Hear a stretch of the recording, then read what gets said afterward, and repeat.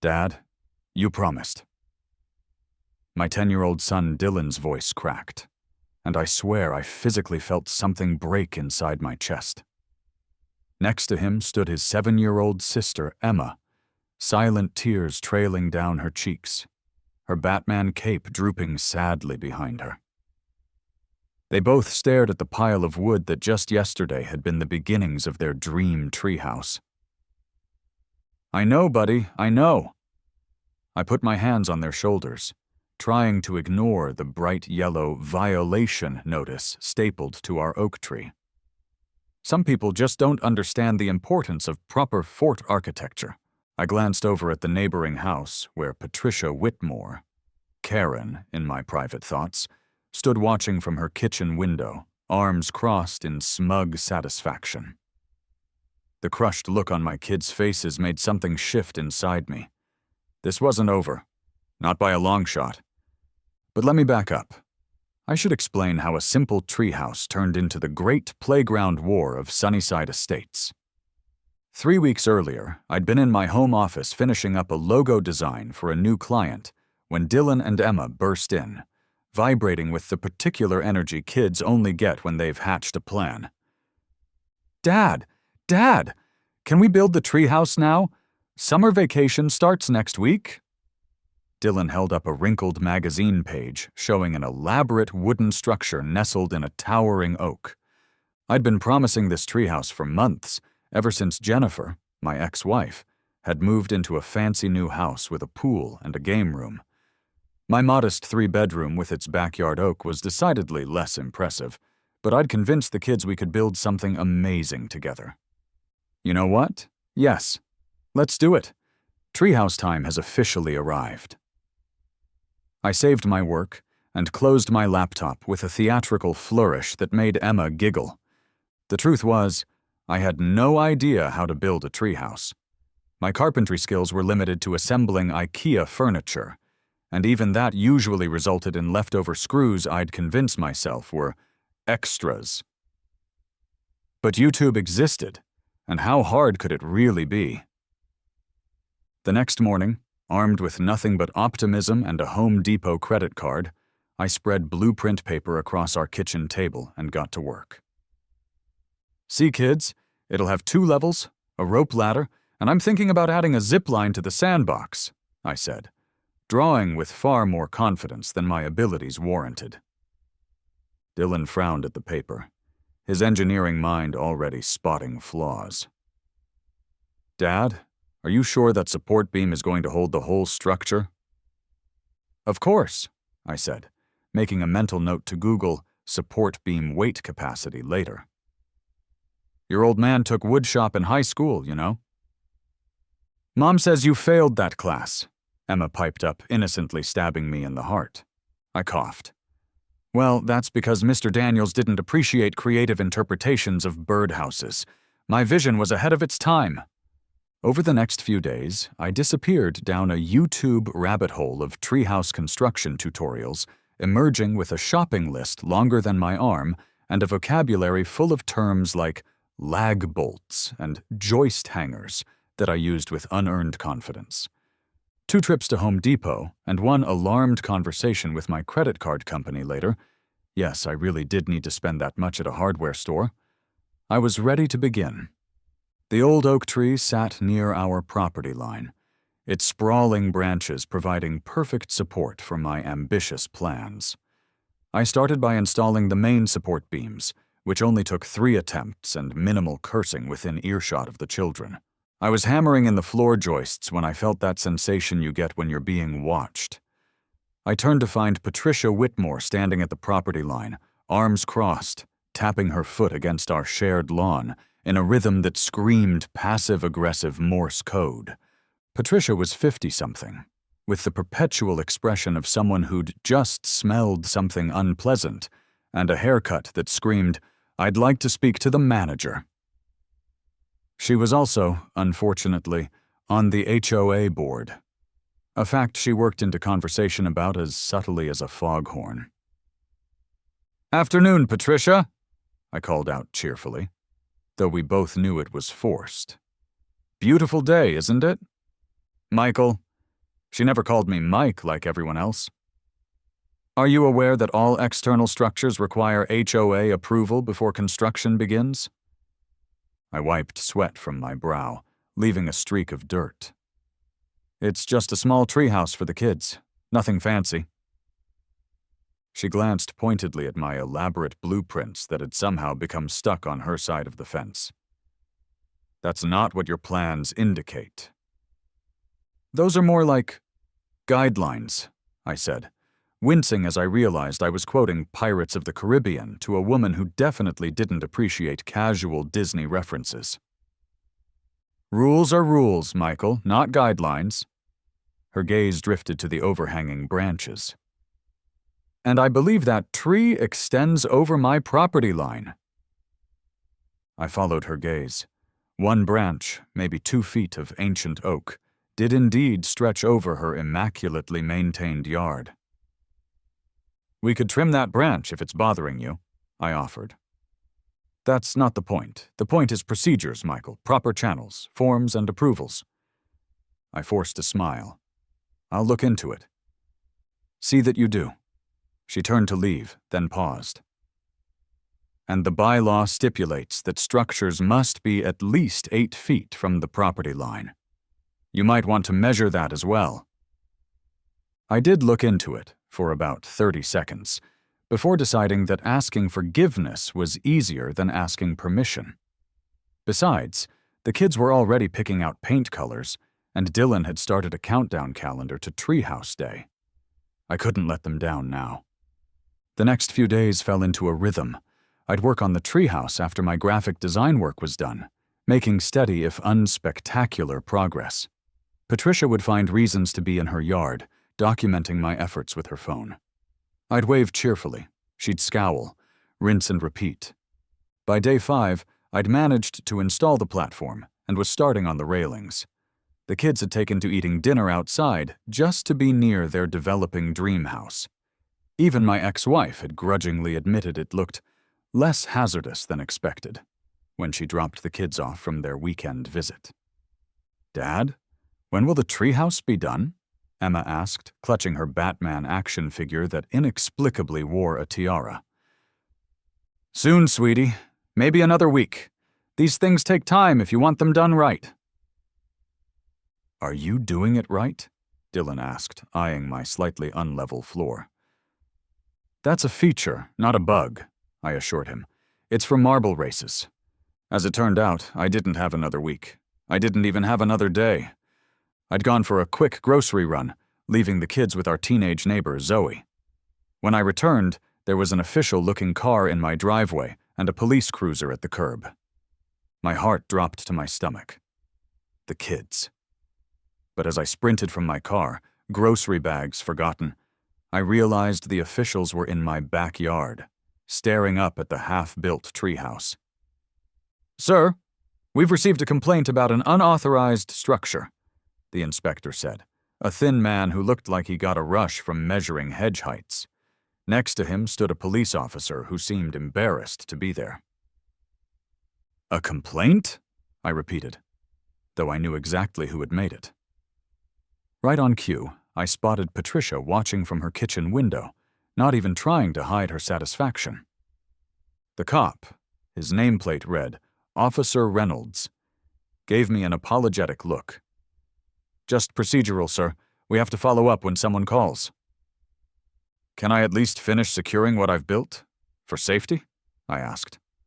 I'm afraid not, the inspector said, already writing on his clipboard. This constitutes an immediate violation. The structure must be dismantled within 48 hours. I glanced up at the half-finished floor and railings. My kids have been looking forward to this for months. Officer Reynolds sighed. Look, Mr. Fletcher, for what it's worth, I built a treehouse for my kids too. But if you don't have permits... He trailed off, leaving the rest unsaid. I looked at the violation notice with its $500 fine. Does everyone in this neighborhood need a permit to let their kids have fun? The inspector didn't even look up from his clipboard. According to Section 12B of the Municipal Code, yes. That evening, I had to explain to Dylan and Emma that the treehouse was coming down. Emma cried. Dylan tried not to, but I saw his lower lip quiver despite his attempt to seem grown up about it.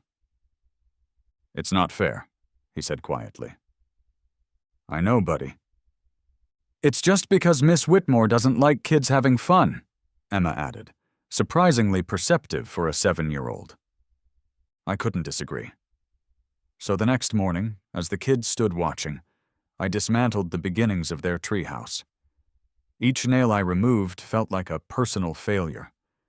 Each board I lowered to the ground was another broken promise. That night, after the kids were asleep, I sat at my kitchen table with a beer and the violation notice, staring at the words until they blurred. The practical part of my brain told me to let it go. It was just a treehouse. But the other part, the part that had seen my kids' faces fall, had different ideas. I opened my laptop and started researching municipal codes. If I couldn't build up in the tree, maybe there were other options. It was 2 a.m. when I had my epiphany. I sat in my home office, surrounded by printouts of municipal codes, HOA bylaws, and property surveys. I was on my 5th cup of coffee. "Section 8, 3.4, I muttered to myself. Non-permanent recreational structures under a height of 12 feet that do not include enclosed spaces." I circled the passage triumphantly and grabbed my phone. My buddy Alex, who happened to be a city planner in the neighboring town, answered with a groggy, "Someone better be dead." "Does a suspension bridge count as an enclosed space?" I asked without preamble. There was a long pause. "Mike, what are you planning?" Hypothetically, if I were to build a series of connected playground elements that just happened to form an impressive recreational complex spanning my entire backyard, but none of them individually required permits. "You're trying to spite your HOA, aren't you?" "Is it that obvious?" "You only use words like hypothetically and recreational complex when you're plotting something," Alex sighed. "Send me what you found. And Mike, try not to get arrested." The next morning, I called in a favor with a buddy who owned a small construction company. By afternoon, I had a list of contractors who might be willing to take on a unique residential recreational project. The first 2 contractors I called declined as soon as I mentioned my address. "Sunnyside Estates with Patricia Whitmore on the HOA? No way, man. She got my cousin's gazebo project shut down last year. Still talks about it at family gatherings." The third call was more promising. Jorge Ramirez had a gruff voice and didn't seem intimidated when I mentioned Patricia. "I've dealt with HOA types before," he said. "As long as we're code compliant, they can complain all they want." We arranged to meet the next day. I spent the evening sketching out my vision for the kids. "So you see, kids," I said, pointing to my new drawings spread across our living room floor. "Instead of one treehouse, we're going to have a whole playground system, with a suspension bridge connecting these 2 towers." Dylan's eyes widened. "Like the Golden Gate?" "Exactly, but smaller, slightly smaller." I pointed to another section. "And over here, a climbing wall that leads to a slide." Emma jumped up and down. "Can my side have a princess tower?" "Of course. A Batman-themed princess tower," I agreed. "And the best part? It's all completely—" I made air quotes. "By the book." Dylan narrowed his eyes. "You're doing that thing where you're technically not breaking rules, but you're being petty." I gasped dramatically. "I have never been petty in my life!" "Last week you parked exactly 1 inch from Miss Whitmore's driveway and used a ruler to prove it when she complained," he pointed out. "That was educational," I defended. "I was teaching you about property boundaries and measurement precision." Emma tugged my sleeve. "Are you building this because you're mad or because you love us?" I knelt down to her level. "Both, sweetie. The best revenge is built with love." Jorge arrived the next day. A burly man with forearms like tree trunks and tattoos of what appeared to be mathematical equations running up his arms. He studied my drawings for a long moment, then looked up at the oak tree with its sad yellow violation notice. "So let me get this straight," he said slowly. "You want to build a playground that's technically not a playground to get back at your neighbor who reported your treehouse." "That's a simplification, but yes," I admitted, standing in my backyard. Jorge crossed his arms and looked at my plans. "Most guys would just slash her tires." "I have kids. I need to model healthy conflict resolution."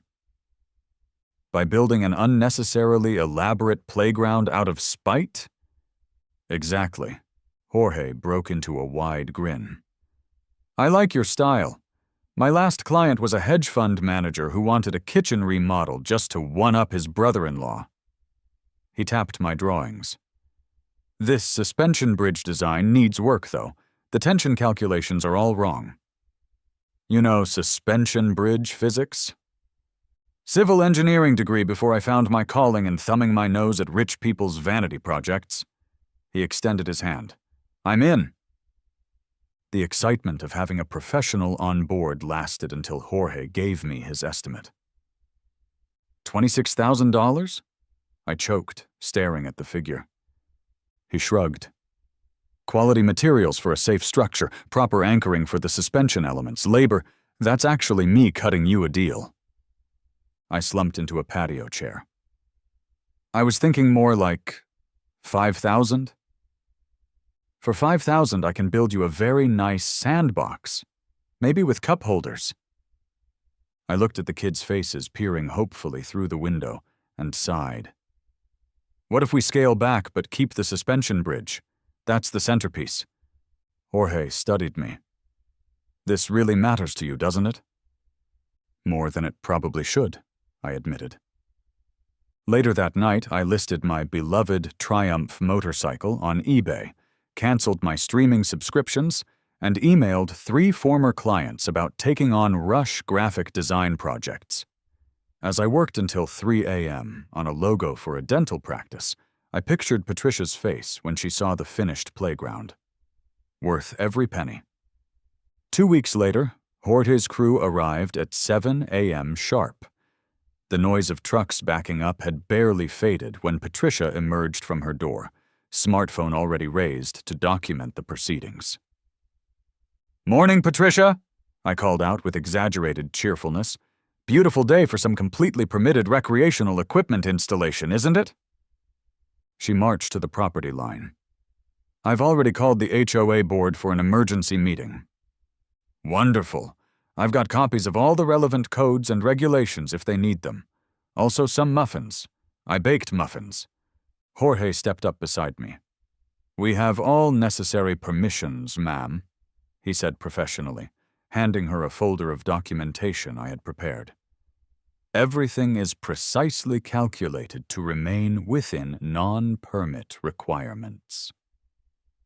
She flipped through the papers, her frown deepening. "These towers are awfully tall." 11 feet, 8 inches, Jorge replied promptly. "Permit requirement begins at 12 feet. We measured twice." As Patricia stormed off, my elderly neighbor, Mr. Gonzalez, shuffled over with a cooler. "Brought some lemonade for your workers," he said with a wink. "About time someone stood up to the dragon lady. My grandkids are going to love this when they visit." By lunchtime, half the neighborhood had found excuses to walk by. Some scowled in solidarity with Patricia, but most gave me thumbs up when they thought no one was looking. True to Patricia's word, by afternoon, a city inspector showed up. This would be the first of many. "Mr. Fletcher," the inspector sighed, clipboard in hand, "I understand you're building a playground." "A series of individual recreational elements that happen to be near each other," I corrected carefully. The inspector, her badge read Dawson, looked at me over her glasses. "And the suspension bridge connecting them?" A decorative pathway element with safety features. Jorge supplied helpfully from where he was precisely measuring post depths. Inspector Dawson made a note. And you're aware Miss Whitmore has filed 7 separate complaints? Only 7? She's slowing down, I mused. Mr. Fletcher, I have actual safety violations to address elsewhere. Real issues. She glanced at my meticulously labeled binder of permits, specifications, and regulations. You've clearly done your homework. I even had a structural engineer review the plans, I said proudly. He's Jorge's brother-in-law. Lucky coincidence, Jorge called out. Inspector Dawson sighed again, louder this time. I'm going to note that everything appears to be in compliance, and future complaints should be accompanied by specific regulatory concerns rather than general displeasure. As she walked away, I heard her mutter, I didn't get into this job to referee suburban feuds. Work continued steadily over the next few days. The playground was taking shape. 2 impressive towers with platforms at varying heights, connected by what would eventually be a suspension bridge. The children of the neighborhood had taken to watching the construction as if it were a live action show created just for them. On the 4th day, I was struggling to secure a particularly stubborn support beam when a shadow fell across the works area. Need a hand with that? It was Tom Chen from 3 houses down, whom I'd only ever exchanged nods with at the mailbox. Behind him stood 3 other neighbors I recognized, but barely knew. Sure, I said, surprised. Tom grabbed the other end of the beam. My kid came home begging to help with the awesome bridge house your kids told everyone about at school. Figured I could contribute a few hours. I used to frame houses in college. By evening, our backyard had transformed into something between a barn raising and a block party. Jorge looked bemused as he instructed a rotating crew of volunteer neighbors. Someone brought a grill. Kids ran around excitedly as the playground structures took recognizable shape. Mrs. Abernathy, who had to be pushing 80, sat in a lawn chair directing traffic. A little to the left, dear, she called to a confused volunteer holding a level. Mrs. A, I didn't know you were an expert in playground construction, I said, bringing her a glass of lemonade. She winked. I'm not. But I've been waiting 40 years for someone to put Patricia in her place. My late husband wanted to build a gazebo in at 87, and she got it shut down. I'm here for the schadenfreude, dear. Across the way, I could see Patricia taking pictures from her window, her face a storm cloud. For the first time, I felt a twinge of something almost like pity, until I remembered my kids' faces when their treehouse came down. The help from the neighbors continued over the next week. What had started as my personal crusade had become a community project. People brought tools, food, expertise, and encouragement. Emma sat with a group of neighborhood kids, painting decorative panels for her tower. Mine's going to have Batman and princesses, she explained seriously to a wide-eyed audience. Across the yard, Dylan worked alongside Jorge and 2 engineering students who lived in the apartment complex behind our subdivision. They were implementing bridge stabilization ideas, and my normally reserved son practically vibrated with excitement every time Jorge asked his opinion. Your ex-wife called, Mrs. Abernathy informed me as I carried lumber past her command center lawn chair. She wanted to know why Dylan was talking about tension coefficients during his weekend visit. I winced.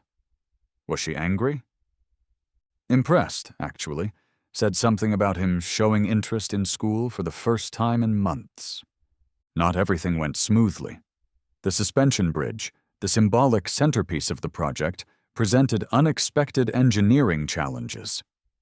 There was a setback when part of the structure failed initial testing.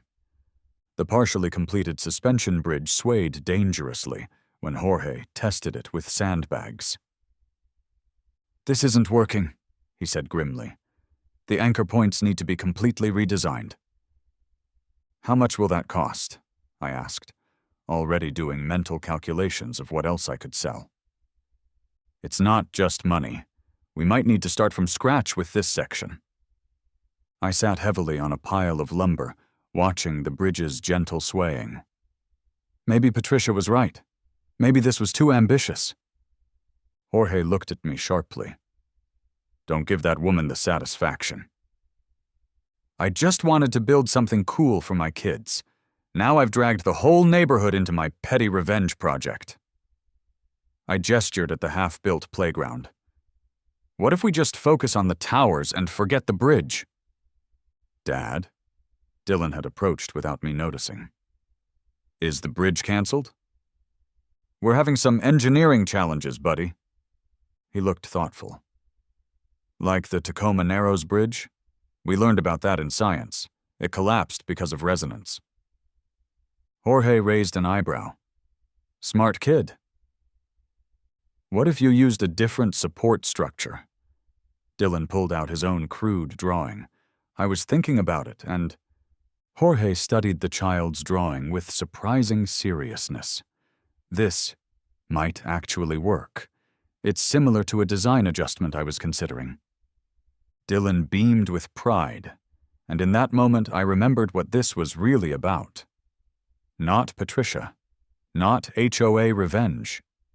It was about showing my kids that some promises are worth fighting for, even when they seem impossible. Let's build this bridge, I said with renewed determination. Rain delayed us for 2 days, but when the sun returned, so did the neighbors. More of them this time. What had started as my personal crusade had become a community project. People brought tools, food, expertise, and encouragement. The bridge took shape, a true suspension design with proper cables and supports, spanning between 2 impressive play towers. We added a climbing wall, slides, swings, and multiple platforms. Everything was built to exacting safety standards, often exceeding requirements. Patricia continued her campaign of documentation and complaints, but the city officials had stopped responding with the same urgency.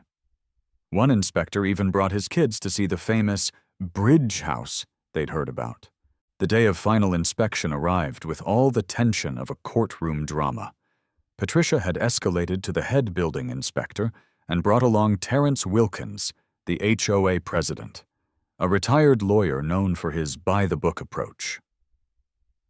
Mr. Fletcher, Wilkins greeted me stiffly. This has become quite the situation. The head inspector, a no-nonsense woman named Rodriguez, was already measuring the height of the main tower.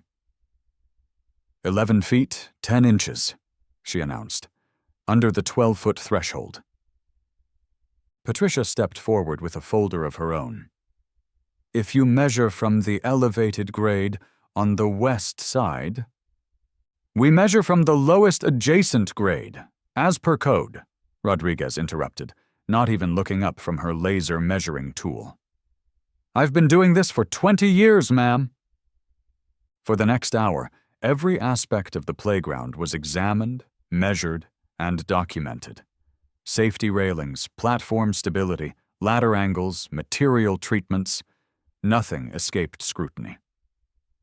Jorge stood confidently by my side, answering technical questions that went way over my head. The suspension elements? Rodriguez asked, eyeing the bridge. Rated for 400 pounds, though the design only requires 250, Jorge replied. We used marine-grade hardware and UV-resistant materials throughout. Rodriguez made a final note, then turned to address all of us. This playground meets or exceeds all safety and code requirements.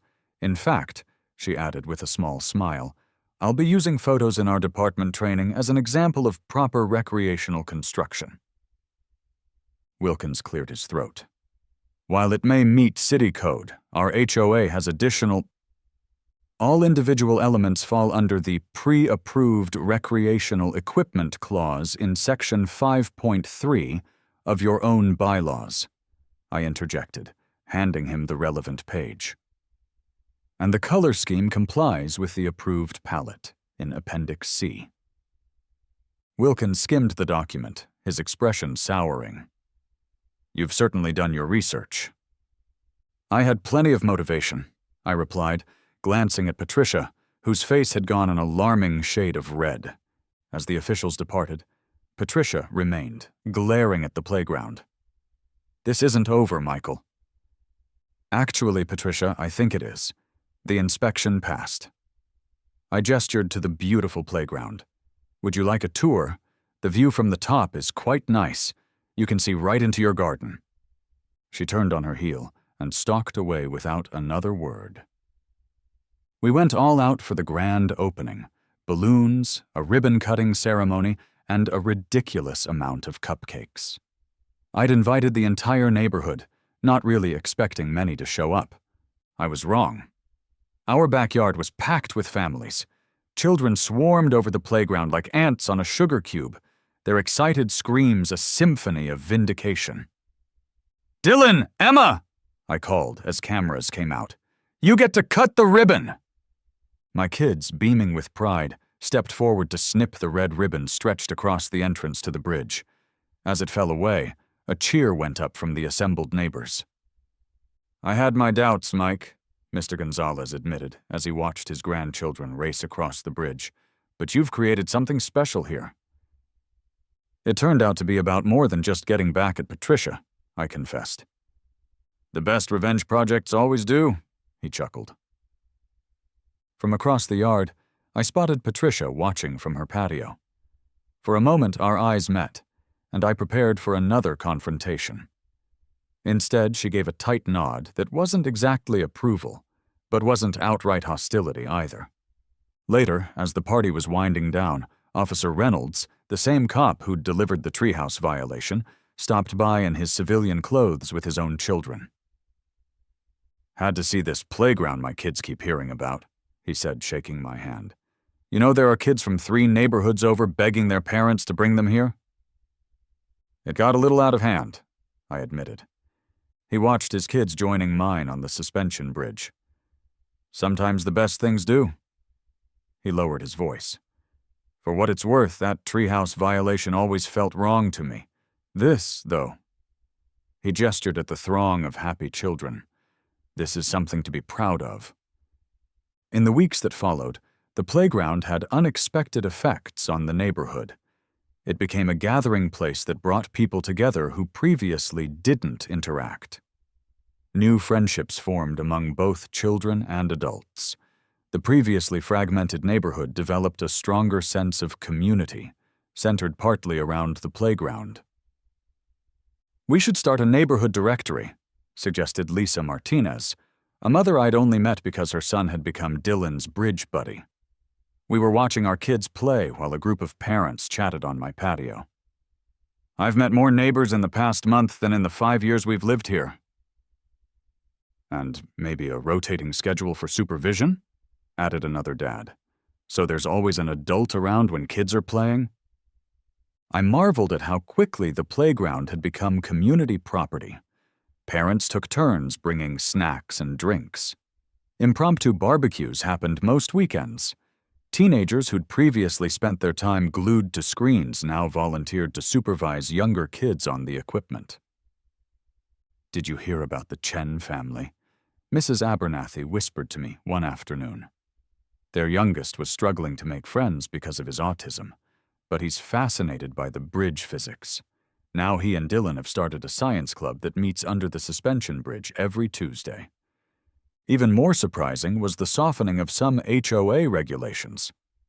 At the last meeting, which had record attendance, several overly restrictive rules were modified.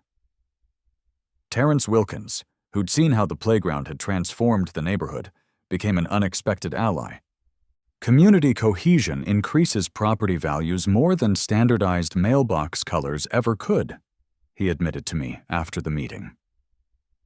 The playground that began as an act of defiance had become something far more important. A central nervous system for a neighborhood that had previously existed as separate, isolated homes. I was adjusting one of the swings about a month after the grand opening when a small voice behind me asked, "Can I play too?" I turned to find a little girl about Emma's age, her hair in perfect braids, looking up with hopeful eyes. Behind her, standing stiffly at the edge of my yard, was Patricia. "Of course you can," I said, surprised. "What's your name?" "Lily, that's my Aunt Patricia." She pointed unnecessarily. I approached the property line where Patricia stood. "She's welcome to play. All the neighborhood kids use it." "She's been asking since she arrived for her visit," Patricia said tightly. "Apparently all she's heard about for weeks is this playground."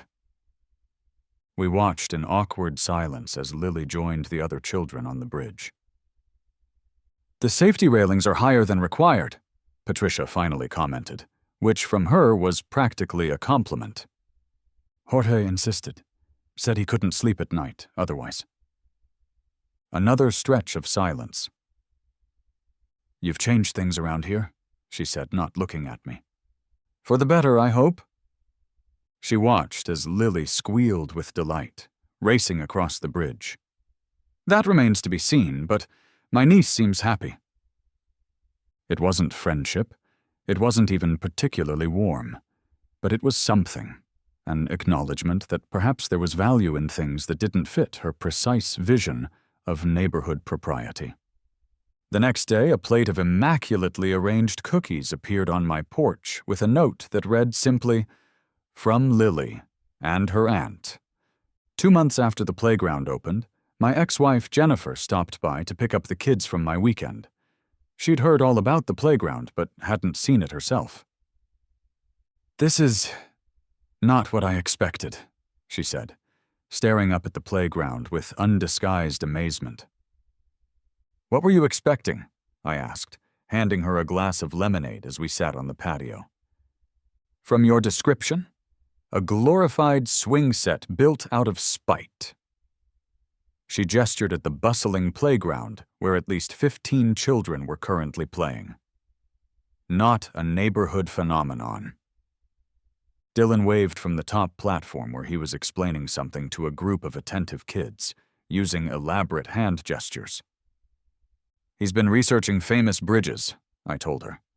"Talking about becoming an engineer." Jennifer smiled. "He's different, more confident. And Emma's made more friends in the past month than in the entire year. You've created something special here, Mike."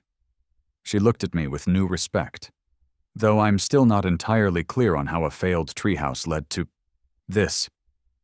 I laughed. "It's a long story. Involves an angry neighbor, an ex-engineer turned contractor, and more municipal code research than any sane person should ever conduct." "Sounds like you." "What's that supposed to mean?" She smiled. "You always did have a flair for turning disasters into something unexpectedly wonderful. It's one of the things I always—" She trailed off. "Always what?" "Admired about you," she finished after a pause. We watched our children play with their friends on the bridge that had started as an act of petty revenge and somehow transformed into a monument to community and perseverance. "You know what the best part is?" I said. "Every time Patricia looks out her window, she's reminded that sometimes breaking the rules a little creates something better than blindly following them." "And your kids learned that their dad keeps his promises," Jennifer added softly. "Even if it takes a suspension bridge to do it." 1 year later, I stood on the suspension bridge with Dylan and Emma at sunset, watching the neighborhood gathered below for our now traditional monthly community dinner. Tables stretched across the lawn, loaded with potluck dishes. Children darted between the playground structures while adults chatted in groups. "Dad, the Williams family from Oak Creek is here," Dylan called from beside me, pointing to a family nervously waiting by the side gate. "They want to see the bridge." I smiled at the family. Another group who'd heard about our playground and wanted inspiration for their own neighborhood project. This was the 3rd tour request this month. "Welcome to the Bridge House," I said, leading them through to the backyard where our weekly community dinner was in full swing. "You built all this because a neighbor complained about a treehouse?" Mr. Williams asked in disbelief as I showed them around. "That's the short version," I laughed.